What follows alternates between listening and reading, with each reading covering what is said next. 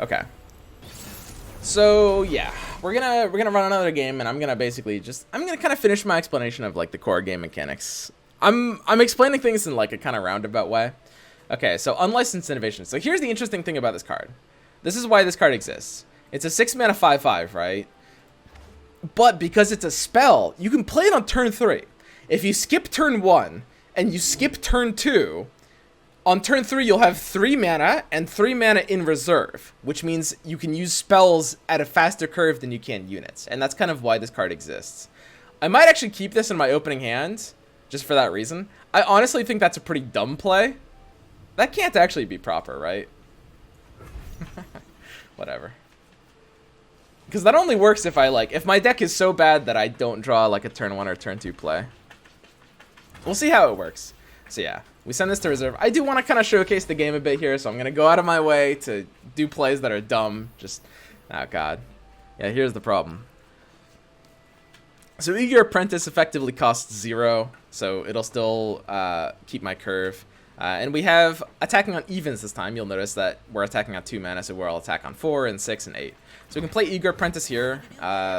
He'll have the opportunity to develop a blocker before we have the opportunity to attack, because it's alternating actions. So now he can develop a blocker, and he does develop a blocker. It's a 2/2 with tough, which is effectively 1 armor, take 1 less damage from all sources, which means we can no longer attack this unless we want to play Get Excited here, which we kind of don't. I mean, if we wanted to be like hyper aggressive, I could do a play like that, but I'd really rather not. We're about to get the curve unlicensed innovation on 3, which is not really that good. It's okay.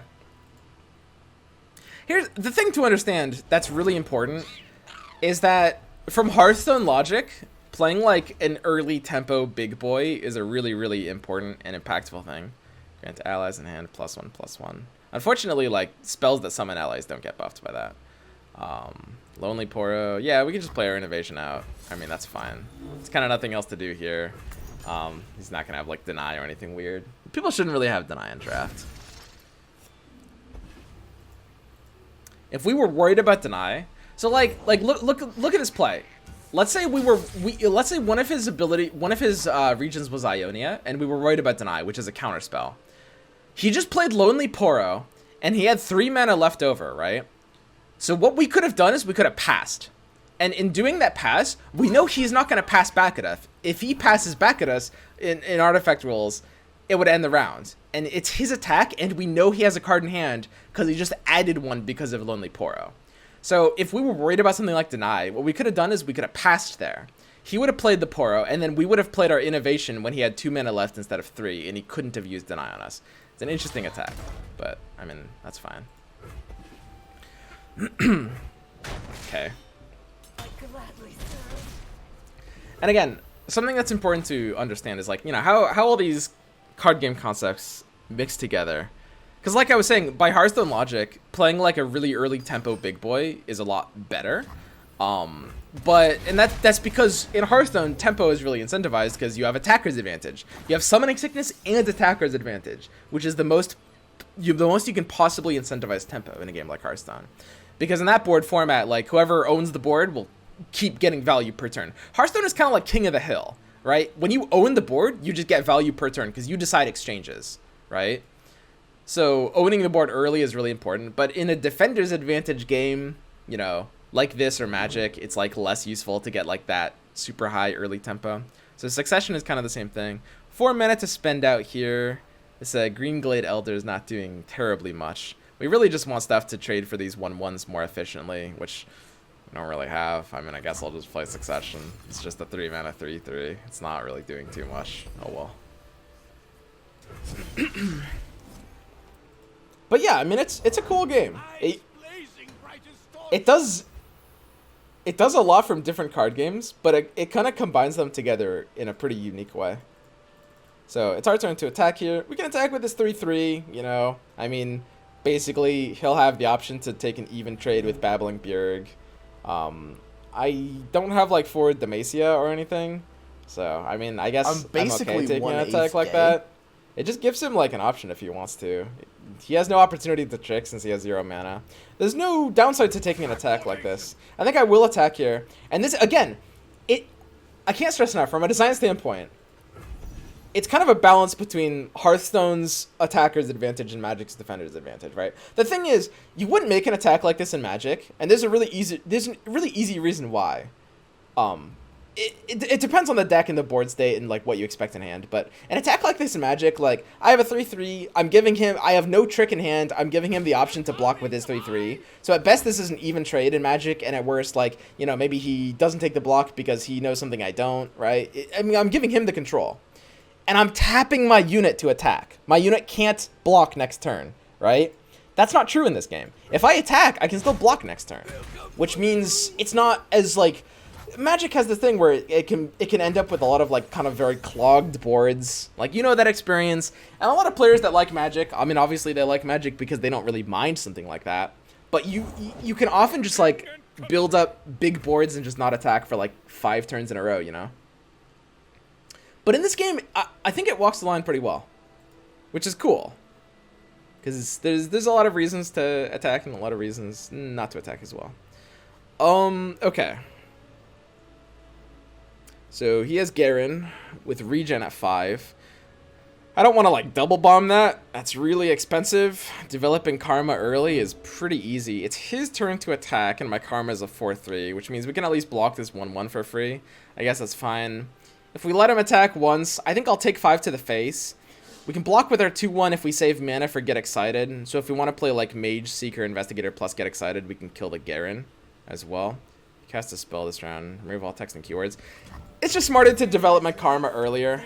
And again, we have to develop it now. He's about to declare an attack. He's at 0 mana, he's on the token, and he's got a good attacker. So whatever action we take is the final action we have before his attack. We know he's about to attack. With at least Garen, I mean, he can attack with the others if he wants. I mean, this is just a block. I mean, so he has Fearsome, which is just can't be blocked by enemies with 3 or more attack. I can just block that. He has no tricks.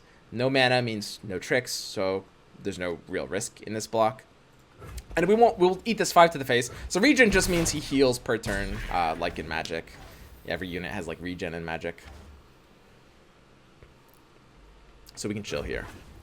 Okay. So the other thing we could have done that turn is kind of interesting. So instead of playing Karma, what we could have done is pass. So we had 1 reserve mana, so we had 6 total. So after we pass, he attacks. When he attacks, we block with Eager Apprentice and use Get Excited. The combination of the two kills the Garen, and we're sure it does because he has no mana to react with. Then we can play Mage, Seeker, Investigator as a 3/3 using the rest of our mana. And I guess it erases Fearsome on the Poro. Developing Karma earlier is just better than that, which is why I did it, but it's an interesting alternative option.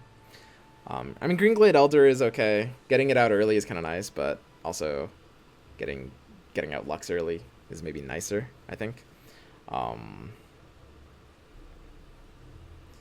I mean, I think I'm okay letting this Garen live a little bit longer. I'm not really in a hurry to kill that, I wouldn't say, so that's fine. Seems like it might be a good option to leave your 3rd color open until later in draft. Yeah, probably. Unless sometimes you might know what your synergy is, and you want to just like... I think, honestly, the synergy drafts will make it so that whatever you're in, you're probably going to want to lock whatever 3rd color is best for what you're in. Just so that you'll get more opportunities to get the cards you want more, actually. I probably disagree. But it's hard to say. I can see arguments for both. So he develops a unit after we do, and it's our turn to attack. So again, keep in mind, that's the trade-off, you know. We have Barrier on Lux, which only lasts for this turn, right? Barrier is only lasting 1 round, but it's just the round she gets played. And we have a 2/1 that can't really attack. I mean, we can attack for free with Lux, but if we solo attack with Lux, he solo blocks with Garen, which not only does nothing because of his regen, but it'll allow him to level up for free, which I don't want. That's another thing. Every champion has like a kind of quest built into them, like a mini quest, so they all have to fill unique requirements to level up. Karma's level up is being enlightened, which means having maximum mana. So when we're at 10 mana, we get Karma's level up. And you gain stats and a slightly better ability usually. So he's just developing more units here. We can't really do anything in this situation. We're just trying to like control the board and play for long term. Because Karma and Lux are giving us like long term value. And he's trying to beat us down. Where are you? I really like the quest system. Feels good. Yeah, it's cool. I mean, I've always liked quests in games. Gwent was supposed to have a quest system. That's what the runestones were designed to be. The like alchemy runestones, and then they made them just create cards instead. That was kind of a shame. Because I really do like quests. Like, when they're done right. When they're done wrong, they can be fairly degenerate. But the fact that each champion has like a built-in quest that's fairly simple, yet usually like skews your approach to the game, is very cool. Why not attack with Lux? So if we attack with Lux, he blocks with Garen, who has regen. So it's true we would get free use out of our barrier, but he would take no damage because he would just regen.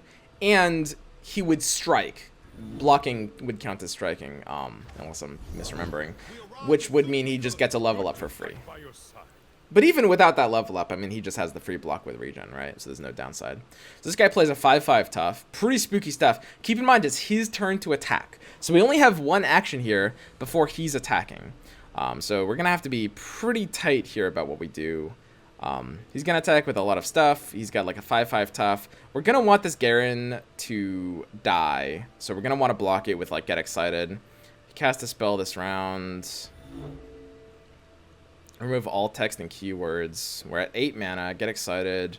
Okay, so I'm going to open with Rummage. So Rummage is interesting. We're going to go ahead and discard 2. These 2 kind of like token cards. Rummage is interesting because it's a burst speed spell, which means we can play it without consuming an action. So we just used an action, but we're not down an action. That's really important. Then I'm going to play Mage Seeker Investigator. Because I played a spell earlier already, I have the ability to just turn off a unit's keywords. It's a follower. I can't use this on a champion. But we're going to use our second action playing Mage Seeker Investigator on this to remove its toughness. And now he's going to attack into me, all right? He's used his mana. He wants to declare his attack. He figured, you know, I'll play this 5/5 before I attack, and I'll give this guy one chance to develop a blocker. We didn't really have a great blocker to play, but we removed this guy's toughness, which means we can block it a little more efficiently. And most importantly, we kept a mana up for Get Excited. And he doesn't really have mana to do too much of anything. So I think we can take down the Garen here with Get Excited, and I think that's, you know, like obviously really, really important. For the most part, I think I'm okay, like, karming into, like, this like, 1/1. I think that's fine. I think I'll just take efficient trades here. And we can let this 5/5 hit us in the face, I think. I'm actually okay with that. Just letting that go off for now. And we'll put on the stack, we'll put Get Excited, discarding, probably Green Glade Elder. I think this is just kind of too late to be useful. And that'll deal 3 damage to Garen, finishing it off.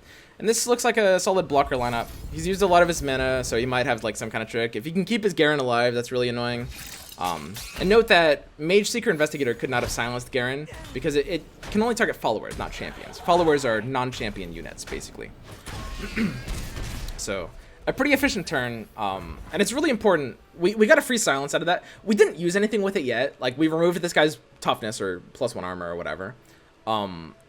We've removed this guy's thing for free because we were able to, like, develop this blocker off of, like, a burst free action, which is kind of nice. Flash to level Lux. Yeah,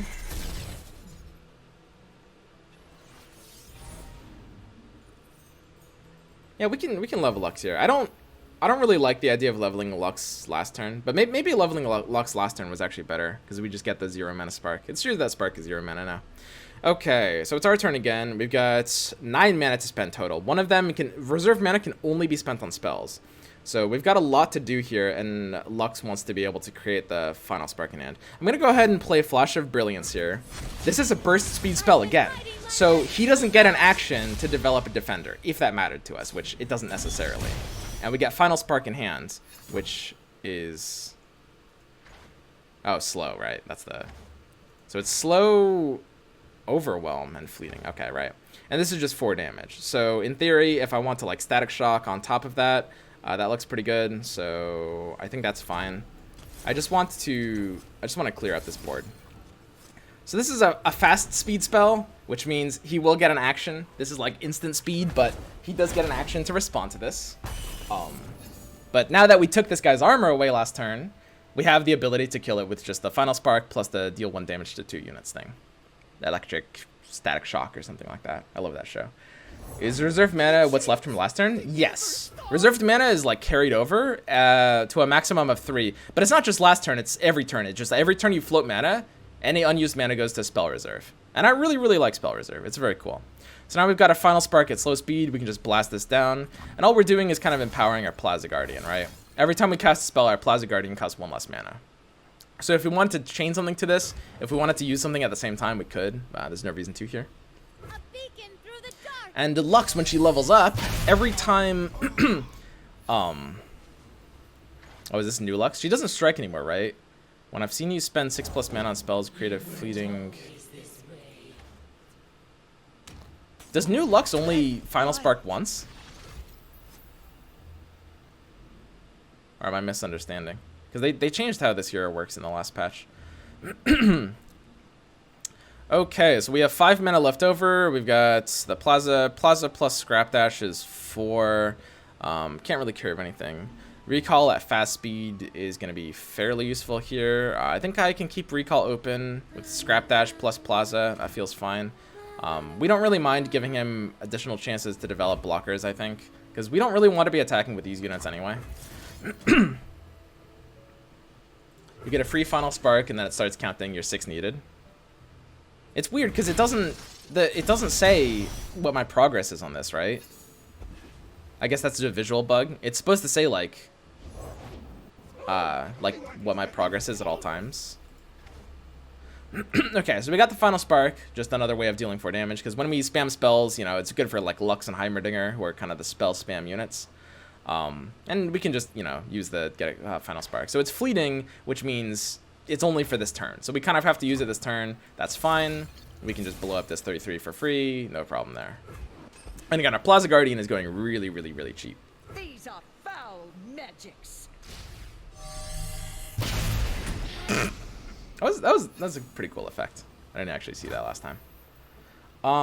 Okay, so yeah, get excited. We can curve out here. Plaza Guardian goes down to 1. I'm totally okay with that. I think I want to keep Recall open as an option. So again, like before we attack, we're just gonna go ahead and do we need Recall actually? We're not gonna have any mana. I mean, keeping something alive might just be worth more. Because we have some high value stuff like Karma. I'll keep the Karma window open.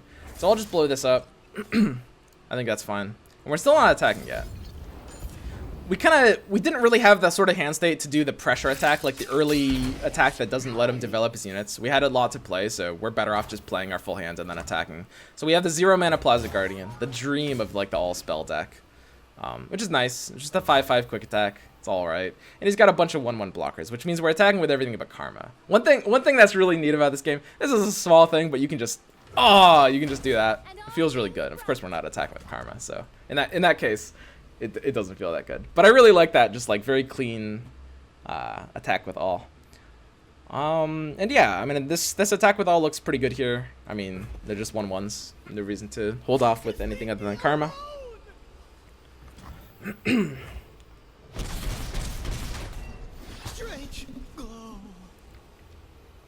Row limit. So the amount of units you can have is 6. 6 is the unit cap. I think 6 is a little small, honestly.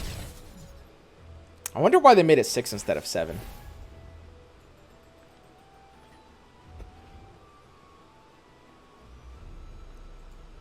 Because certain things are kind of balanced around the row limit. Mobile, I guess. I don't know. I mean, Hearthstone has compromised basically every single aspect of his design identity to be on mobile. Like every single one. When you really think about Hearthstone as a game, like every single decision in that game is made for mobile. Like if you have a question about why a certain card is designed a certain way, it's for mobile, right? Which isn't a bad thing, by the way. That's not horrendous. So he's using Vengeance, which is kill a unit.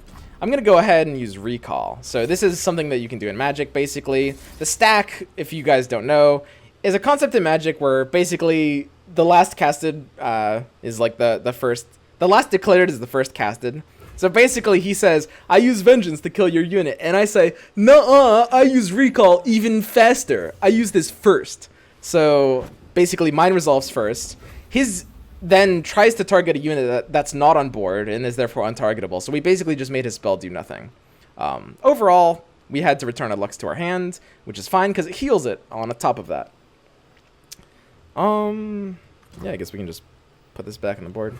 Stay safe, my lady. That's fine. Oh, And we got Barrier too again, I guess. That's true. Maybe with stuff like Katarina in the game, having too many boards, too many units on board leads to some big degenerate stuff. Yeah, maybe. I mean, it's probably more about Hecarim, if anything. Like certain things that just like fill up your board. I don't think I mind that there's a 6 board limit. It turns board space into like a real resource. Like you have to, there will be situations where you won't play a unit because you want to play something bigger next turn and you'll block yourself if you play a big unit now. Like that will happen. I don't think I don't really mind that it's like a 6 unit board. Okay, so 4/4, he's getting the 2/2 off of his attack. He's attacking with a bunch of 1/1s. Pretty interesting options here. He's got some like last breath effects. Creating hand is, I mean, a 6+ cost spell from a region other than Demacia. I have to imagine that has the ability to board wipe me if I let it die. But I can't not let it die because it's blocker's advantage. So I do have to block it. If I want to free up my own board space, I should just like block with these scuttlers. And at this point in time, I think that's what I will do. Like at this point in time, they're kind of clogging my board space. So I'll sacrifice both of them and just chill here. Attacking with this 4/4 at 0 mana is an interesting play. Because I have my barrier for free.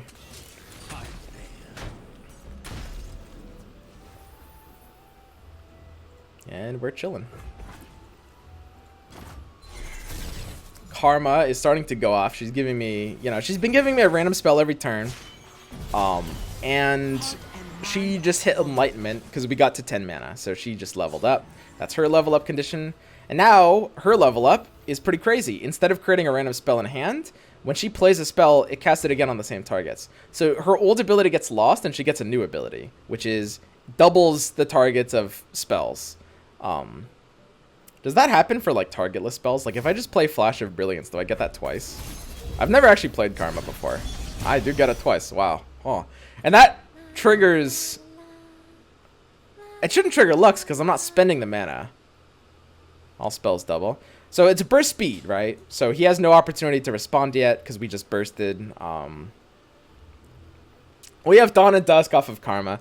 It's pretty hilarious. I can't not do it. I'm just going to Dawn and Dusk here. It's just too funny to not do. It's just too funny. It's very... The simple answer is it's too funny. So Dawn and Dusk summons 2 exact copies of an ally, right? Which means it can copy abilities. And Karma's ability makes it double up on her. So in theory, I could have like 5 Karmas right now.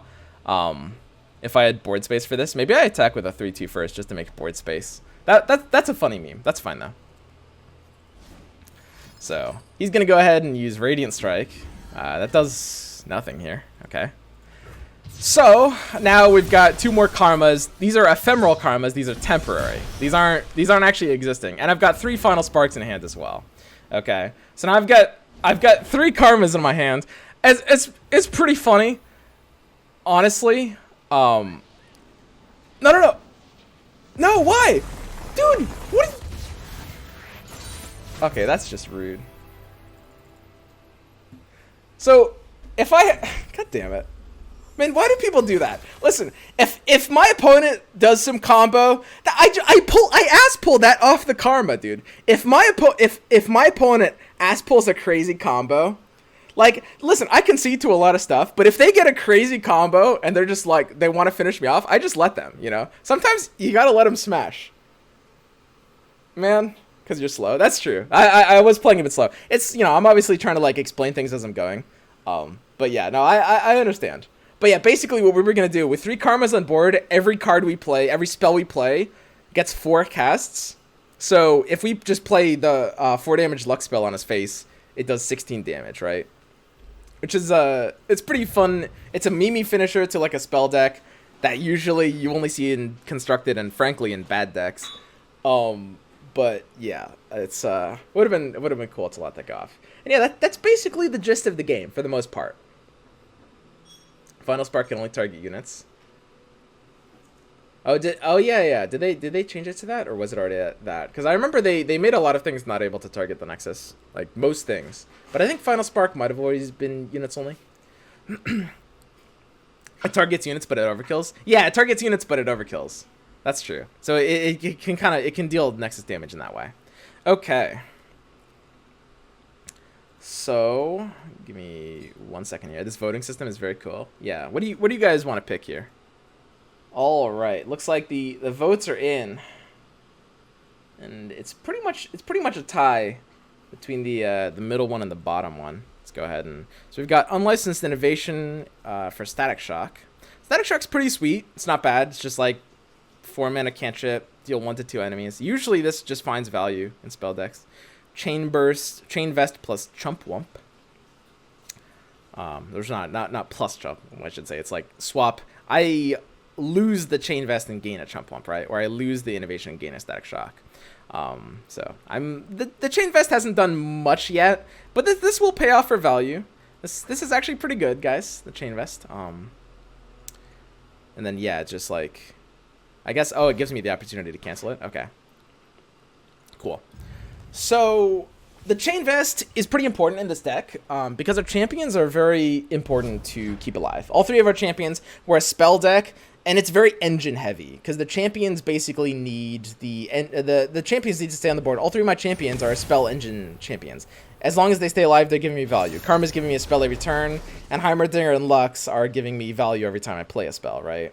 So something that at 1 mana at burst speed can keep one of them alive from like perfect lethal value is really important. That can just stay in my hand until it hits really big value.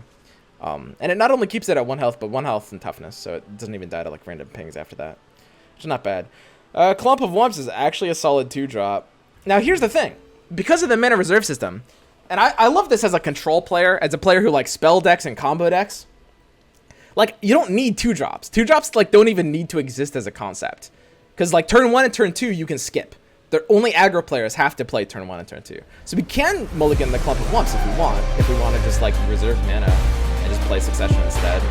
I think I'll keep 1. I think that's fine. Nah, screw it. Get out of here. And I'll keep Karma, I think. She's probably a little too good in this format where I only have like 3 champions. If this is like constructed and I've got like 6 champions and I've got like good odds at drawing a second Karma, and Karma's like second spell is really bad with Inside of Ages, there's a lot. I would probably mulligan her. Like, she's not really even necessarily a 5-drop. Like, she doesn't have to be value just by playing like that early. And here's this guy, Mage Seeker Conservator. Yeah, sure. I mean, we don't have like the thing we had last game, the 6 mana thing, so there's kind of no reason not to spend 1 mana here. That's fine. So yeah, I would have mulliganed Karma in a normal situation, but in this format, like, we don't have our other champions. Champions are kind of our only 5 mana plays if you look at the list, and I think I'd rather just keep her in hand here. A really big deal is there's no second Karma in the deck. So how champions work, which is interesting, is when you draw a copy of a champion while you already have one on board, it turns into the champion spell. It's sort of like how hero spells work in Artifact, except better. I never really liked hero spells in Artifact. But yeah, because we happen to have nothing to develop, we get the free 1 damage in because he can't develop a blocker yet. Look at that. Easy 1 damage. And he has a blocker to play. He just, I mean... So the thing to imagine is, like, imagine we're an aggro deck. We have a 2-drop here. If we're an aggro deck, I hope we're, you know, our opener is bigger than a 1/1. But, you know, depending on how it is, that's fine. So it's like, do you... These are common decisions that you actually need to be aware of the deck to think about. Like, honestly. Like, we're an aggro deck. Turn 1 play, we're attacking on evens. Turn 1 play is the 1/1. Turn 2, we have a 2-drop to play, let's imagine. And we have to think, okay, against which decks should we play this in, and against which decks shouldn't we? Because, like, depending on the deck you're against, they'll have an efficient blocker, or they won't, right? That can matter. It's a pretty common decision you'll have to make, whether you're like attacking early or late.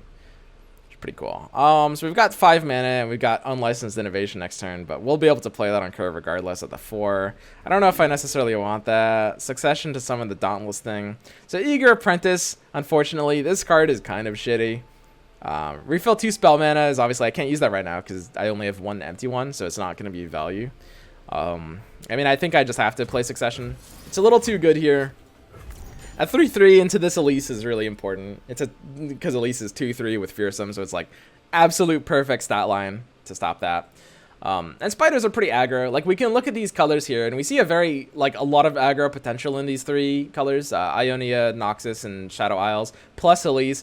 I assume, like, I don't know how much synergy is being built in some random deck I'm going to see in drafts, but this looks like it has a lot of aggro potential, so I'm very spooked. The only thing I'm not sure about this game so far is all the time lock stuff, like wild cards, draft runs, etc. Yeah, I don't know a lot about like the economy. To be honest, that sort of stuff has never really bothered me personally as a player. I mean, and you know that because I played Artifact too. Because not only Artifact's economy was really awkward, but it also had like, you know, what do you call it?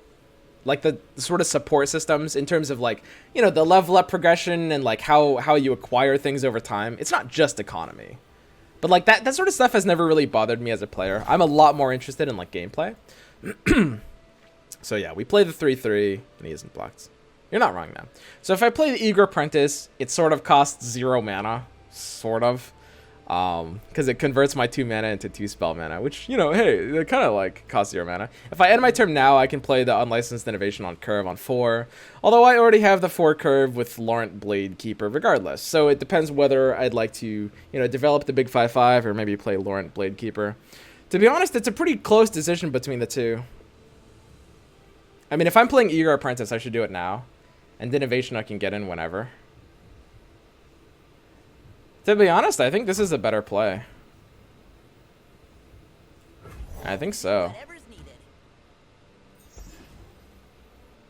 We'll see. Depends what I draw. Feels like it will make playing for long hours feels worse because you aren't progressing after a while. Yeah. I don't know much about it. So how does it work exactly? You're saying like the So what's the Oh, I see what you're saying. Like, okay, yeah. Where the wild cards, like after a certain amount of time, you can only buy them once every little bit, and draft you can only get like ranked draft or progress draft or whatever every like 7 days. Yeah, I agree with that. It's kind of weird. It does seem like it might make playing for like long hours feel a bit worse. So we've got 6 mana total, 4 plus the spell. Yeah, I guess we do just Unlicensed Innovation. This card's not bad. I mean, it's tempo. This is not a constructed level card, like, at all. A 6 mana 5/5, like, I don't care how early. The thing is, like, you get it early. Like, you can play it on turn 3, but it's still a 6 mana card, right? Like, it still costs you 6 mana. Because mana is just not tied to the turn anymore, right? Like, normally, you're not really used to thinking in that way. Normally, you're thinking, okay, this costs 6, but if I play it on turn 3, it's like a 3 play, but it costs, the reserve mana is mana. Reserve mana is technically, it depends, depending on the deck you're in, you could say reserve mana is technically a bit less useful than normal mana. And depending on the deck you're playing, that, like, reserve mana will be worth between 50 and, like, 99% the value of normal mana. Something like that. And a spell deck is going to be worth, like, closer to 99, right? Like, it's almost as much, because my deck is all spells. I will have ways to use it, right? So we have the attacker's token. This guy, this was one of the ones that got nerfed, I think, with the allegiance ability. So we look at, you know, the blocker opportunities. We got a pretty good attack with a 3/3. Our 5/5 kind of sucks. It gets blocked into by a 5/2. We have no tricks, and he knows we have no tricks. If you have mana up, there's potential to do, like, weird bluffing strategies. I think the 3/3 is a pretty easy attack here. I'm not really scared of any of these blockers onto this. All of my other attackers have bad blockers. Like, if I attack with this 2/1, this 2/3 is a really good blocker. If I attack with a 5/5, his 5/2 is a really good blocker, right? Those are bad trades for me. 3/3 can kind of just get free damage in, because he doesn't want to block that, unless he has a trick. And, like, when in doubt, don't be afraid of tricks. The thing is, if he has a trick, he has it, and it'll usually be like a 1-for-1, right? It's like, if he has a trick, he spends a bit of mana and a card to kill my card, which cost me a bit of mana. So it's like, it's an even exchange, right? It's really important if you're coming into this game not for Magic to, like, not be over afraid of combat tricks. Because, like, if you're coming from Hearthstone or, like, Artifact or something, there's probably going to be some level of paranoia, like, oh, I don't want to attack because he has mana up. But don't be afraid. It's like, just do the attack. If he has it, he has it. And he'll use it. It'll be gone. It'll be a 1-for-1 even trade. Nothing crazy, right? Or Gwent, too, yeah. God, it's so weird to me that some of you guys have like only played Gwent. I mean, a non-zero amount of you guys have only played Gwent and not any other card games. Yo, what's up, BDH? How's it going, man? Okay, so it's his turn to attack. He's got first action here. This guy's roping harder than me. And like I obviously I'm not gonna complain about someone roping. I rope really hard. Maybe he's roping because I'm roping. Maybe he's just trying to make me know how it feels.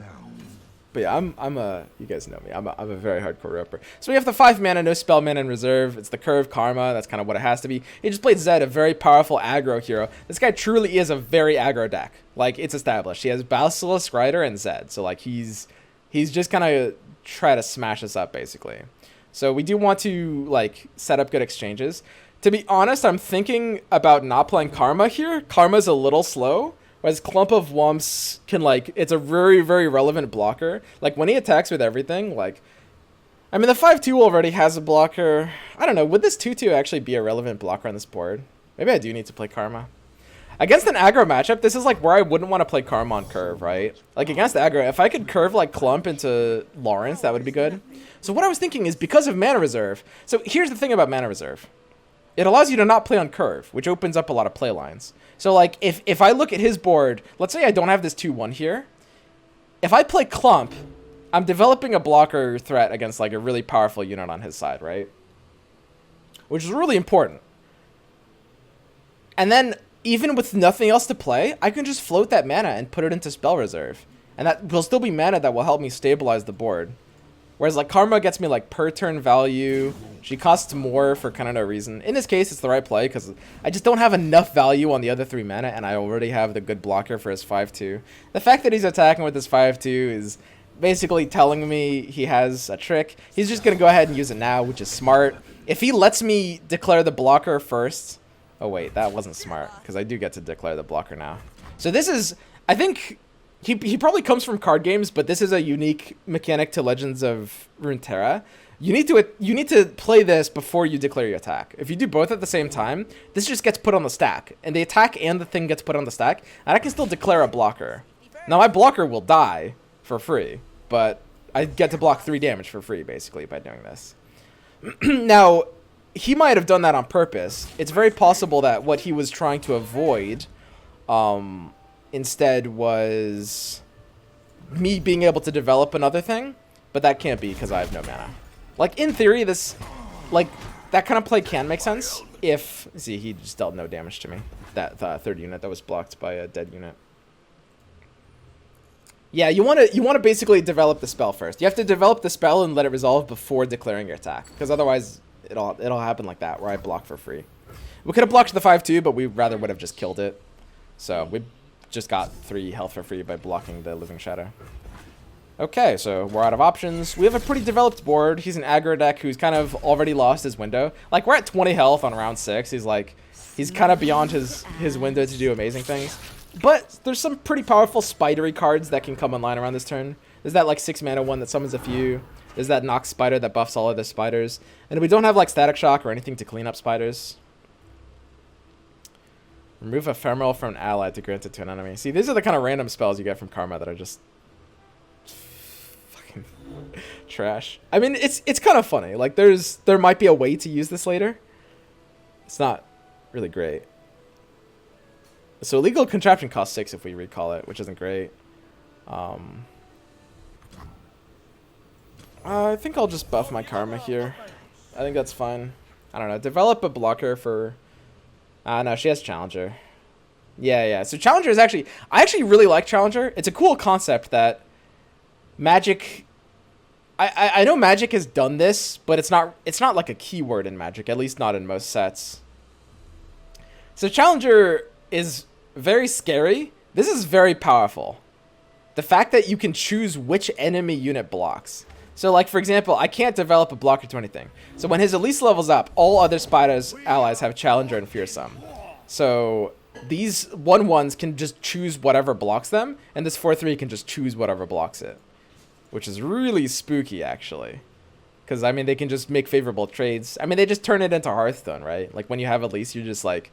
You're basically just like, you can just choose what you're attacking. Which is crazy. It's crazy. And we have no choice just to play Clump, just to try to make a bigger board. The one difference between like Challenger and Hearthstone is like he can't just attack my face directly. He can choose where he attacks, but he can't attack my face while I have units on board. Okay, so it's obviously our turn to attack. He's got a 6/5 big boy, which means we can't really get value attacks in with anything else.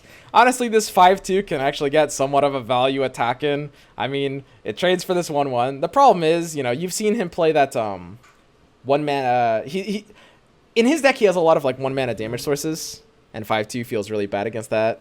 None of my trades are really good here. I don't think I can attack. There's a consideration to attack with this 5/2, but I think it's very dumb. And he'll also like he'll just trade it with the second spider because he can choose what he attacks next turn. I don't know. Maybe the fact that he has Challenger means I should just attack, because like when he's attacking, he chooses the combat anyway. It's kind of the same thing no matter who attacks. He gets to just choose what happens. I'm hoping I draw something that kills the Spider Queen at least. It's for Demacia's Slow. So Vanguard Sergeant is a pretty powerful finisher. It's a 3/3/3, which is honestly fine, and he just gives you a pretty value finisher in your hand. Like this is a big drop on 6. It's like a Bloodlust. It's slow speed, which is important. But yeah, I don't know. I would say what the game does best is it kind of captures the, not all of the complexity of Magic. Like, don't get me wrong, you still don't have like the card design complexity is closer to Hearthstone. It's never gonna have the complexity of Magic. That's never gonna happen. Just because there's so many like, which isn't a bad thing, by the way. Magic is very complex and a lot of people like that, but it's a lot of clunky in some ways. He's just single attacking and not... He's not using Challenger on a single attack? Am I missing something? Is this guy trolling me? Am I actually getting trolled? Is this some like weird mind game? He has a... There's no mind game that this could be. He's declaring a single attacker and not using Challenger. Challenger is interesting. I think that new players often like don't know how to use it. You have to like, when you're dragging to attack, you have to drag the opponents too. It took me like a game to figure that out. An ally and an enemy strike each other. That's pretty sweet. Why is it not glowing blue in my hand? Sometimes the glowing is kind of bugged. That's pretty important. I mean, killing like this Elise or even this Shield Breaker is pretty sweet. This is like fast speed though, so I can use it anytime. Yeah, I mean, killing the Elise to stop the Challenger I think is kind of the most important thing, even though he kind of like didn't use it right there. I'll just do that. I think that's fine. Challenger's UI is not clear. It could be improved. Yeah. The first time you see it, it definitely, like, it doesn't scream out to you. So this could be deny, the counter spell card. He's putting something, he's thinking about reacting with a spell, right? So it could be something that kills my unit, could be something that buffs his unit, could be deny. I don't really have answers, honestly. I'm basically 1/8 gay. Yo, won't miss the stream, dude. Yo, G-Chat Zip, what's up? Kill a damaged unit. You can cast this again this round. Okay. That's very spooky. I wonder what I can even do about that. I mean, if I play... I mean, I can, in theory, draw into some kind of answer. He can cast it again this round. Oh, jeez. That's, like, really, really good on this board state. Man, am I going to lose this game, actually? Let's see if this gives me an answer. Recall an ally to summon a thing in its place. I'll use that on the Karma, I guess, when he uses this again. Because he has the Noxian Guillotine again. Is it Noxian? I guess it's Noxian. And I guess it's Guillotine, if we're being, like, French. And he uses it again. And now I've got the response opportunity, right? And this is important. You want to play reactive, right? So now we've got the 3 spell mana. This guy's BMing me. And I think we have simply no choice but to keep our Karma alive, I think. Especially because we're, like, almost reaching Enlightenment. Karma is definitely a very late-game hero. Like, the idea of giving you cards to your hand is in and of itself something that is late-game.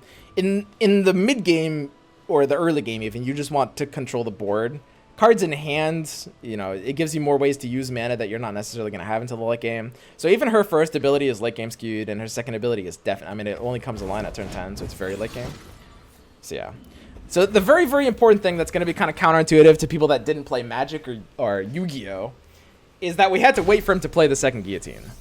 If we recall the Karma first, then he can actually play the second guillotine in response to us recalling. Because again, the last to get used is the first to activate, right? That's really important. So now we can replay our Karma. She does lose the buff since returning to hand wipes buffs like that. And the Elise is still up, which is pretty spooky. I've got this like casual burst 8-4, which is pretty funny. Is this Trindamir's thing? And it's our turn to attack, which means the pressure's not really on us to do anything crazy here. I mean, I do want to get my Karma back on the board. I think I don't have enough mana to use for Demacia this turn. I need to wait one more turn to do it. Because I had enough mana to do it if I just wanted to use it on 3 units, but that's just not worth it. Because this is kind of my win condition at this point. Since he still has his Challenger up, I'm a very reactive deck. In theory, I'm the kind of deck that that should be able to not let situations like this happen. I should draw something to kill this Elise or something. But, you know, he countered me on 1 step, and we need to just chill here for a little bit. Let him attack next turn. We do have the Battle Fury. Fancy seeing you here. Oh, what's up, Pennywise? How's it going?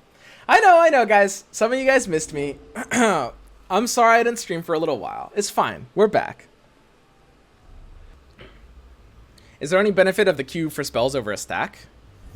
Like, compared to, like, Magic Arena? It's streamlined. That's the benefit. It's easier to understand for players that don't know it, and it's, like, there's a lot. The thing about a stack in Magic is that there's a lot of, like, there's a lot of random exceptions and, like, a lot of, like, fairly convoluted things, which I personally don't mind. Like, that doesn't bother me, and I'm sure it doesn't bother you either, but a lot of players don't want to have to, like, I mean, when you play like a Magic event, like even like people that know Magic and play like high level Magic are still calling judges over for rulings, right? That's not what they want. That's not what most people want. Okay, sorry for the roping. I talk and I play and I, you know, slow myself down a bit. So yeah, I would like to, so here we have to think about the mana reserve, basically. We have to think, okay, I'm going to have 9 mana next turn. I want 2 in reserve to be able to play the Battle Fury plus some other blocker. So we can play the Clump of Wumps here.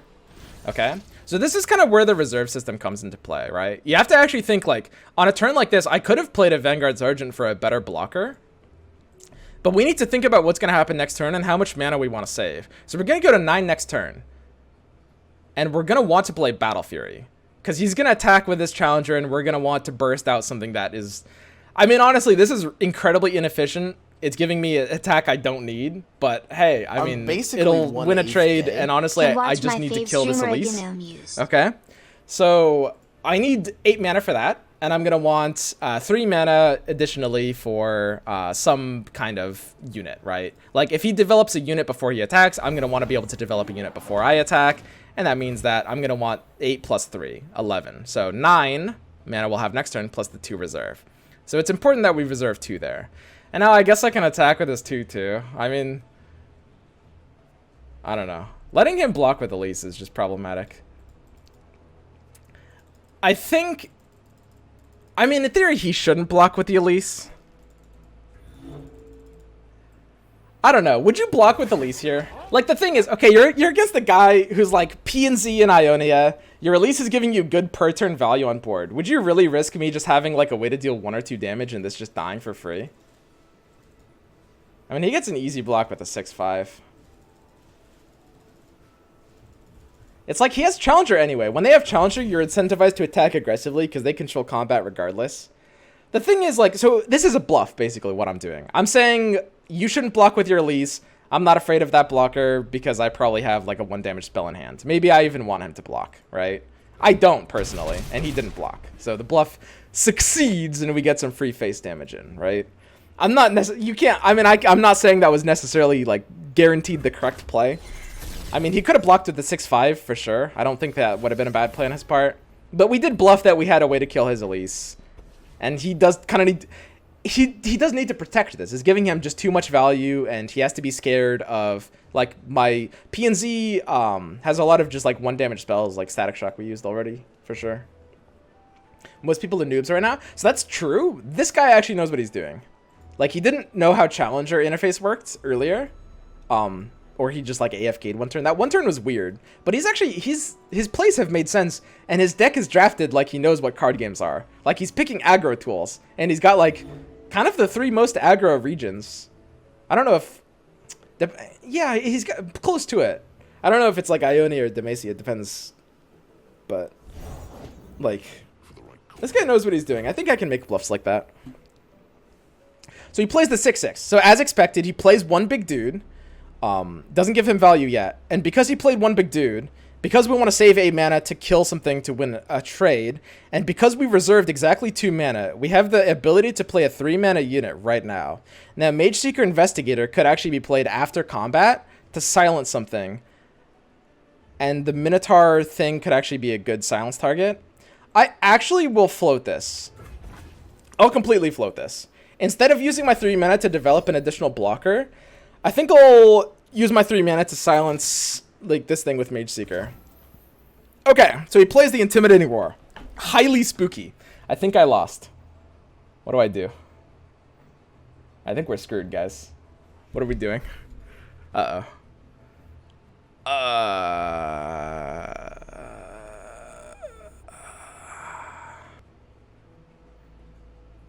So flash into deny. Flash of Mushroom Cloud.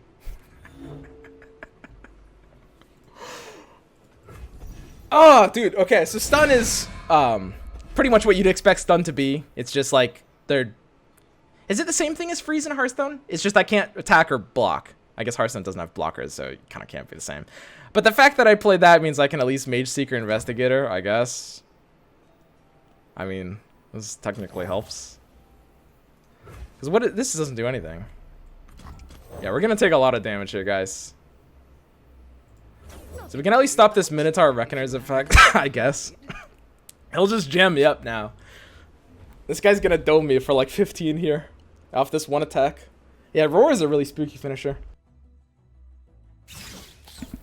But we have some turnaround potential. Could use Trine's cards to allow a card for block. The problem is he's got Challenger. So the response was what chat's pointing out. So Roar stuns all enemies with 4 less power. So in response to Roar, I can use Battle Fury to bump a unit's power above that to stop the stun from happening before the stun even happens.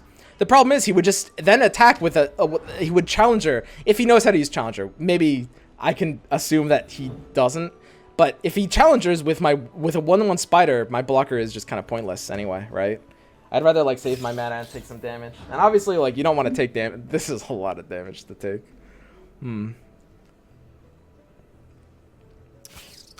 So he'll probably like Challenger the Mage Seeker with one of the spiders. That's what he should be doing. He should drag the Mage Seeker into one of his 2 spiders so that I can't block his Elise. Which isn't a great trade for him. And I think he doesn't know how the Challenger interface works. And we still have the Battle Fury if we want to keep this alive. I don't know if this is necessarily worth it. So we're at 20 life and we're taking a casual like, what is this, 19? Oh god.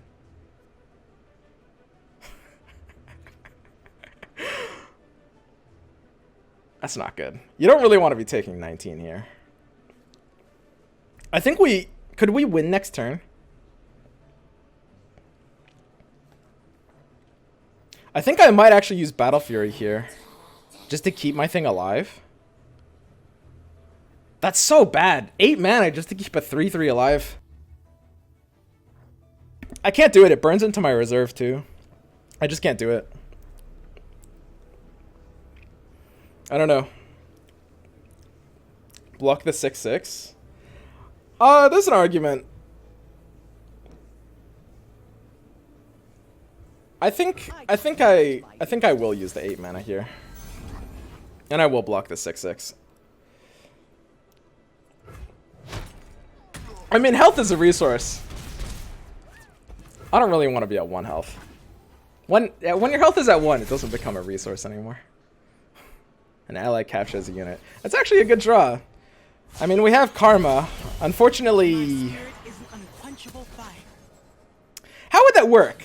So wait, if I cast Detain, won't it cast Detain again on the same target? And isn't it sort of the unit that's choosing the target? So can I get 2 Detains from Karma?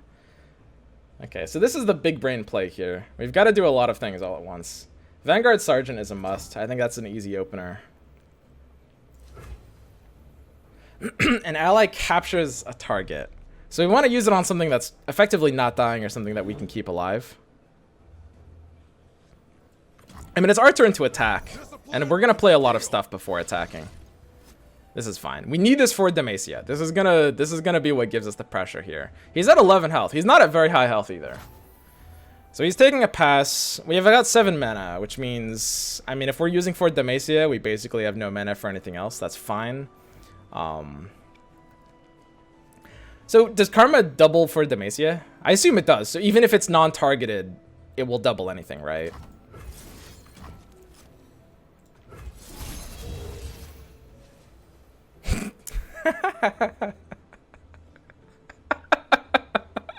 What would you do here? What would you do? Shroom him? We'll shroom him after combat. No reason to do it before combat.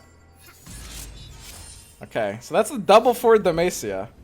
See why I say this card is our win condition? So I think this guy is pretty screwed. I don't know. I mean, maybe he's just trolling and he has like a spell that just knocks my Nexus for 3.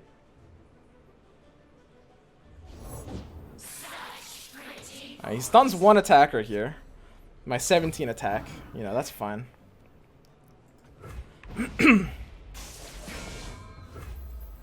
Just alpha this. And again, I mean, there's no tapping on attack, so we can still block next turn, right? So we always just attack with everything here. I think one criticism of the combat style you might make is that the fact that there's no blocking next turn, you know, I mean, it does make choosing your attackers a bit easier, I would say. Because in Magic, like most of the strategy is like just choosing your attackers, and there's a ton of depth in like the combat system there. Your training has failed. Emote him. The emotes of this game are actually high tier. This is a good emote.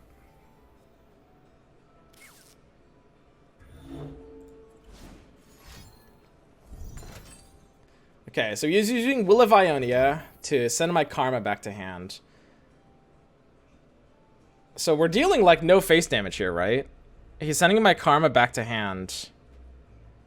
None of this is representing punch through. So I don't want to use Mushroom here. I'd rather keep the mana open. If I'm using Mushroom that turn, I want to use it before Karma dies. Guys, Shroom does like almost no damage. Okay, so he was able to block my full attack, and for Demacia is a temporary buff. It's gone now. But we killed a lot of his attackers, and our stat lines are still big enough to block these Fearsomes. Right now, Fearsome is kind of the biggest threat, because Fearsome can only be blocked by enemies with 3 or more attack. So if I don't have enough things with attack, then I can't play it. I guess I was supposed to play Mushroom there anyway, because it was about to die and we would have had a Plaza Guardian on curve. Unless I need a discard target, which I don't. Yeah, I was supposed to play Mushroom before Karma died. That's true. Just because Plaza Guardian I needed to have played at 0 anyway. And the Mushroom just discounts it. That's true. So the Mushroom was the correct play before she died. I would have gotten the double Mushroom. Double value. Double Mushroom value. Would have been nuts. More Mushrooms. So yeah, the important thing, because he can attack right away. So like, check this out. So again, I'm afraid of Fearsome, right? Fearsome means none of these 3 can block. It's only my 3 and my 11 that can block. So let's say he opens with a burst spell that kills my 3 and then attacks.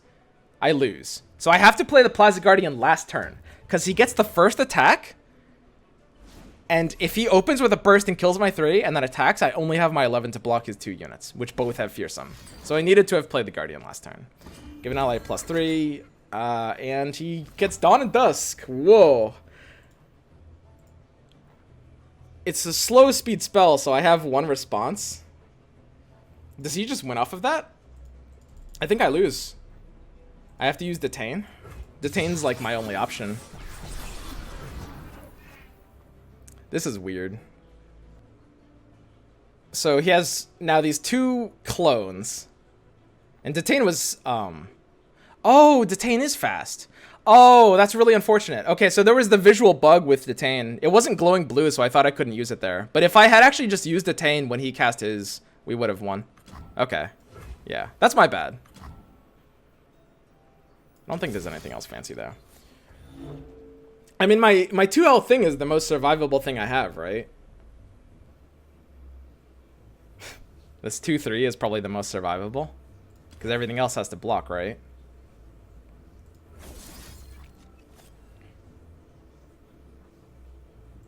Okay. But yeah. If I had realized the Tane was fast, and I could have played it there, then he wouldn't have these ephemerals at all. We would have just had like the basically like instant win. I think I had one other opportunity to use it before too.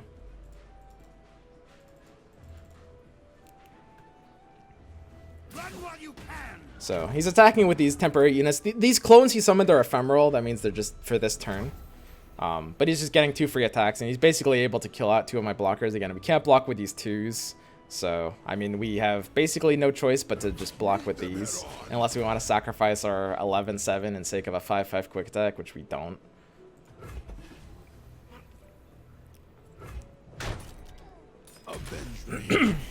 And he realized that if he attacks with Elise, he kind of, even with Challenger, he has like no additional blockers there. So now we've got the Karma at 5. The Karma at 5 should make us fine. Like, in theory, we probably have lethal. Unless he top decks something that, like, slaps me for 3, we should be good. Even if he top decks something that, like, kills my Blade Keeper, I think that's fine. Oh, this is another one that is also... I guess it's the hero cards that are bugged visually, that don't glow blue.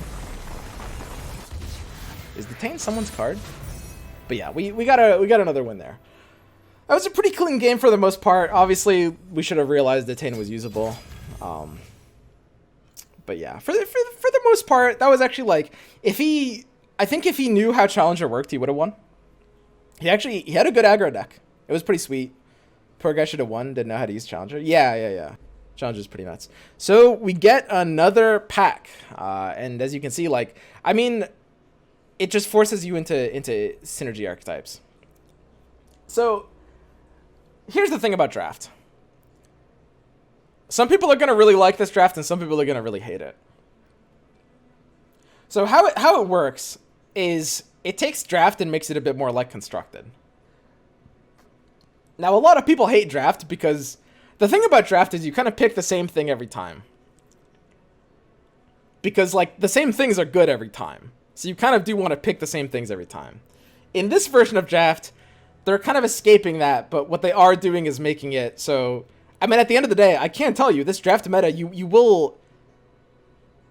It's gonna be... It might feel more like something like Pauper than draft. Like, it's gonna feel... It's a limited format, but it will feel kind of like constructed, you know? Like constructed with bad cards, sort of.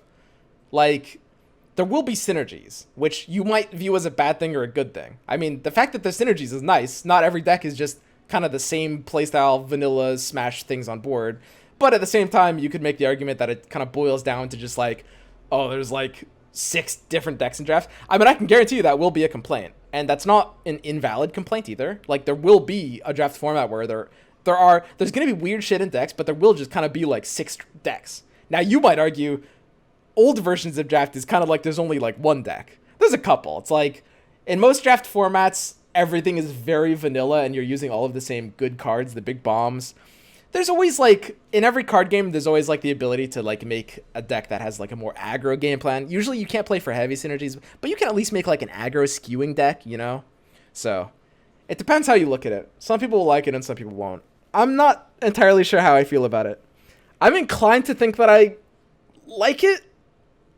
I don't know. It's different. Okay, so votes are up. What are we picking here, boys? You guys are voting for the middle one? Are you guys fucking serious? Spellbound with Lux, Assembly Bot, and get excited? Are you just trying to fucking sabotage me? That's the worst one. What the fuck? Why? Why the fuck? Like, okay, left is the right choice. I'm gonna take this because, you know, you guys just tell me what to do. That's fine.